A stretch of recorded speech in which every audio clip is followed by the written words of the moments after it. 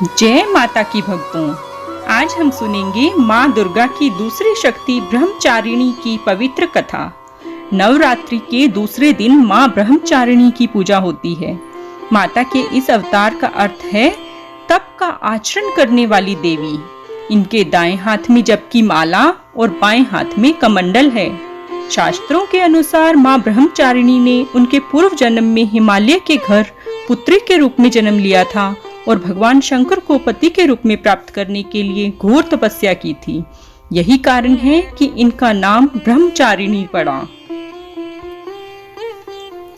इनकी उपासना से तप, त्याग, सदाचार और संयम की वृद्धि होती है।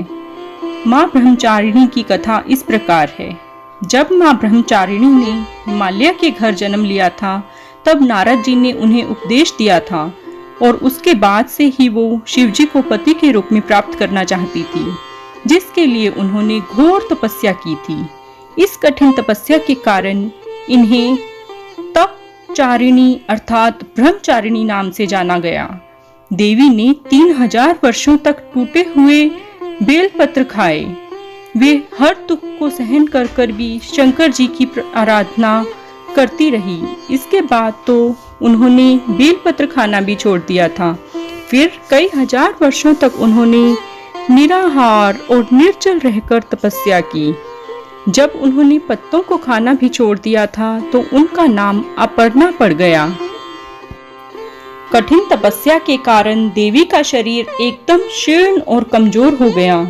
सभी देवी देवताओं, ऋषि मुनिगण सभी ने ब्रह्मचारिणी की तपस्या को अभूतपूर्व कहा और बहुत प्रशंसा की। उन्होंने कहा कि देवी आपकी तपस्या जरूर सफल होगी। माँ ब्रह्मचारिणी देवी की कृपा से सर्व सिद्धि की प्राप्ति होती है। माँ की आराधना करने वाले व्यक्ति का कठिन संघर्षों के समय में भी मन विचलित नहीं होता है। बोलिए जय माता की। माँ ब्रह्मचारिणी का भोग। कई जगह कहा जाता है कि माँ ब्रह्मचारिणी को पिस्ते की मिठाई बेहद पसंद है, तो उन्हें इसी का भोग लगाएं। वहीं माँ को गुड़हल और कमल का फूल बेहद पसंद है। ऐसे में पूजा के दौरान इनसे बनी फूलों की माला को माँ के चरणों में अर्पित करें। कई जगह यह भी कहा जाता है कि माँ को चीनी, मिश्री और पंचामृत बेहद पसंद है, तो आप इसका भोग भी लगा सकते हैं। ऐसा करने से माँ प्रसन्न हो जाती हैं।